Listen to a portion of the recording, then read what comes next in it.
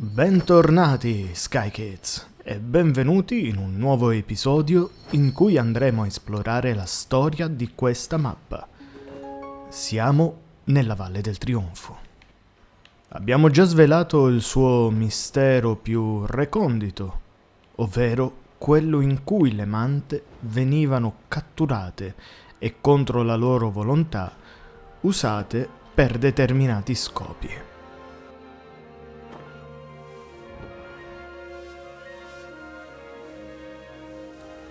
Lo scopo evidente però che vediamo all'interno di questa mappa è uno scopo assolutamente tranquillo. Infatti, quello che vediamo è una simbiosi, un rapporto di fiducia fra manta e cavaliere. Ma ciò che è certo, ciò che emerge rispetto alle altre mappe è che la manta, come figura in sé, non è più qualcosa di intoccabile. Non è più qualcosa che appartiene al cielo, ma anzi può essere manipolata dall'uomo stesso.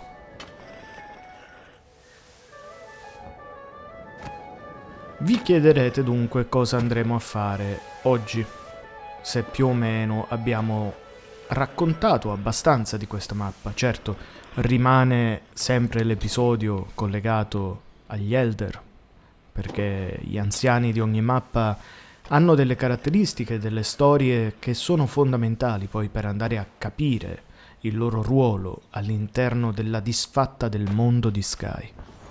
Oggi siamo qui, siamo di fronte all'area in cui si corre. Di fronte a queste due statue che simboleggiano dei campioni, i campioni sportivi di questa mappa, andremo a esplorare anche questo percorso.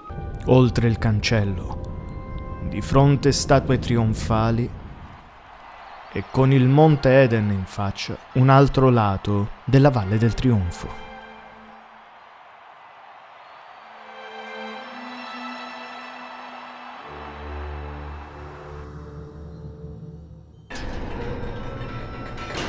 Come vedete, subito si scatta in avanti, ma noi soffermiamoci un attimo qui. Innanzitutto ci sono delle tombe e a chi appartengano queste tombe è difficile saperlo. Molto probabilmente appartengono a degli eroi sportivi. E come vedete anche in questo caso non c'è nessun trionfalismo per quanto riguarda le creature di luce, ma solo uomini che trionfano. Il dettaglio non vi sarà sfuggito. Un enorme cristallo che genera l'elettricità adatta per far sollevare le grate. Descrivere questo pezzo di mappa è un po' più difficile perché è più diroccata rispetto all'altra. E a mio parere rappresenta la città dei poveri, se mi concedete questo termine. E con questo voglio intendere non che la gente che stava qui viveva male, ma semplicemente aveva uno status leggermente inferiore rispetto a coloro che potevano permettersi le corse con le mante. Qui non si corre volando, ma si deve scivolare, slittare lungo questa discesa. È un'area molto più dissestata rispetto all'altra. Ad esempio, qui c'erano dei gradini, perché quello è ciò che ci lascia pensare quest'altro spazio.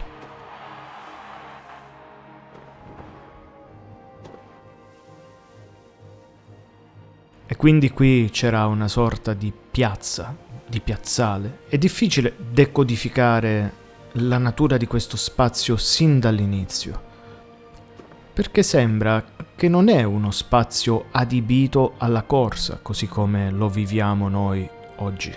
Come Children of the Light, ma sembra piuttosto uno spazio che è stato demolito e poi successivamente adoperato. Possiamo salire lassù e osservare il panorama. Ancora troviamo case, resti di mattoni. Qualcosa è passato da qui e ha distrutto tutto. Una condizione ben diversa rispetto all'altra. Dove la città sulle nuvole evidentemente veniva maggiormente protetta.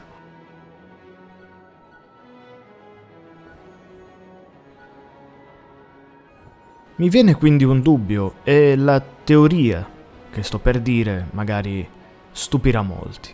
Però è l'unica ragione che mi viene in mente. Questo sembrava più un agglomerato di case che poi sono state semplicemente devastate. E dopo, in quell'era in cui vengono disegnati i graffiti, in quell'era in cui molti spiriti si ritrovano a doverci raccontare la furia della guerra, questa è stata adibita a zona di corsa. Non è una teoria scevra da critiche, ma è l'unica che mi viene in mente. Una pista di pattinaggio non avrebbe senso farla laddove ci sono case. Soprattutto una pista di pattinaggio non avrebbe delle scale, non avrebbe delle piattaforme, non avrebbe delle pedane messe in mezzo, così, tanto per gioco. La struttura sembra la stessa, ovvero una città che guarda i suoi eroi scivolare verso il basso. Eppure, a mio parere, questi sono proprio i quartieri, chiamiamoli ancora una volta, popolari, dove sì, ci sono anche delle case più importanti, ma nella maggior parte dei casi si tratta di edifici piccolini, agglomerati. Questa zona, specialmente dall'alto, ci fa proprio intuire quei vicoli di quartieri che anche nelle nostre città esistono, stretti in cui il sole non riesce a passare e dove la gente deve vivere gomito a gomito. Non c'era questa sensazione dall'altra parte. E quindi quello che posso teorizzare ancora una volta è che questa zona era una zona densamente popolata, era proprio il cuore pulsante di Valle del Trionfo.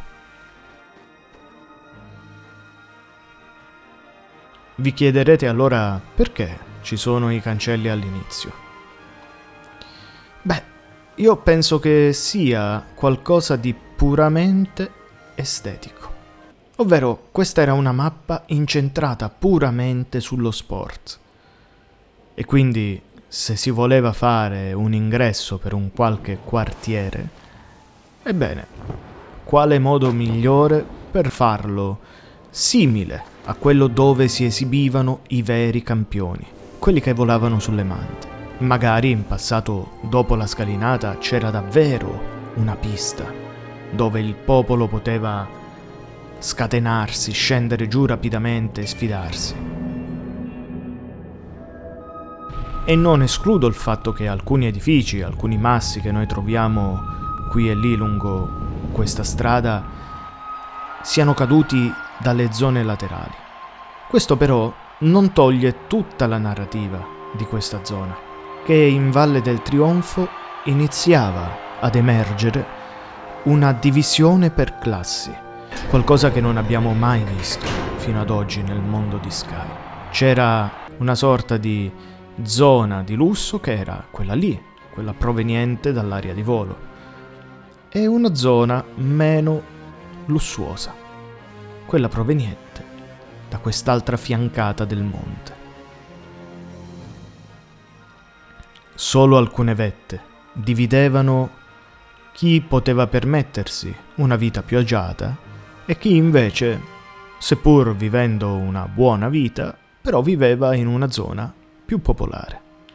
E come possiamo vedere dall'alto di questa montagna, dove l'arena svetta in tutta la sua grandiosità, ci sono tanti altri piccoli edifici o punte di edifici più o meno grandi che emergono dalle nuvole. Su quel versante dovrebbe esserci il villaggio, su quell'altro non ne abbiamo idea. Però possiamo vedere, con l'aiuto della fotocamera, che ci sono delle somiglianze fra queste costruzioni rispetto a quella dell'arena. Anche laggiù in fondo ne vediamo un altro. C'erano quindi magari delle arene parallele, delle arene più piccole, nascoste. Anche qui ne vediamo un'altra. E ciò che è rimasto intatto poi è la nostra grande arena. La divisione per classe nel mondo di Sky sarà l'incipit per una guerra, di una guerra civile. Il benessere consumistico, che ha dato la possibilità al popolo delle stelle di ergersi sopra la natura, sta iniziando a logorare anche la loro società. Una società che era invece basata sull'eguaglianza, sull'aiuto, e che invece ora inizia a dare i primi segni di qualcosa che scricchiola, qualcosa che non sta più dalla parte giusta della storia. Si giunge infine all'arena e qui c'è tanto da raccontare. L'arena inizialmente è spoglia. Quando si fanno poi le missioni di Aurora, si ricopre di questi graffiti luminosi.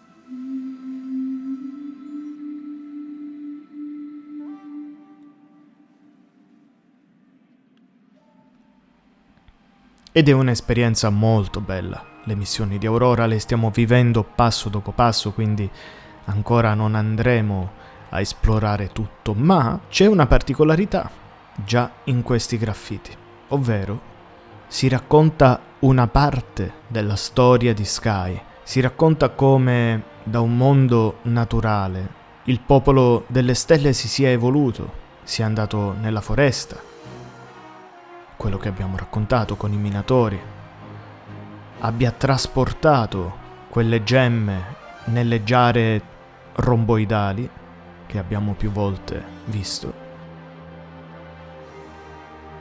si sia dilettato nei giochi in cui si volava sulle mante e come vedete qui ad esempio non c'è traccia né qui né da altre parti. In realtà intanto è sempre curioso vedere dei Grey Kids che giocano insieme. Dicevo che non c'è nessuna traccia, nessun simbolo che rappresenti la corsa senza le mante. Dopodiché si continua a viaggiare, le case diventano fluttuanti, come possiamo vedere qui, come abbiamo spiegato. E poi qua succede qualcosa.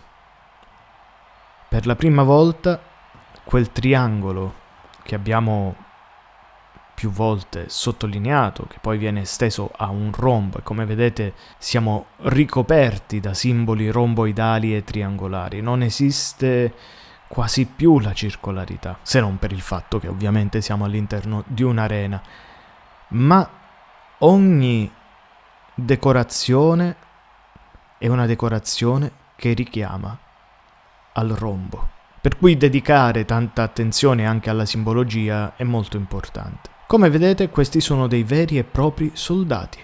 Per la prima volta appaiono dei soldati, per la prima volta appaiono delle torri con delle punte sopra di esse, punte che sono ben differenti dalle punte che vediamo qui in arena.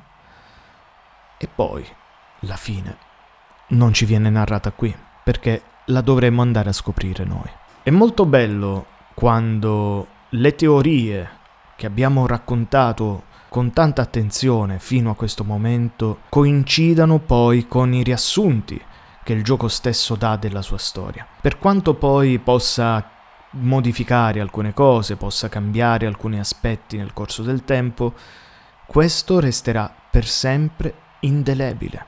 Qui alle soglie del Tempio vi saluto. Vi do l'appuntamento al prossimo episodio che riguarderà proprio il Tempio, questo che abbiamo alle spalle, e i suoi custodi. Come sempre ci aspetta un'analisi profonda ed emozionante. Io vi saluto e ricordate, illuminate sempre il vostro cammino.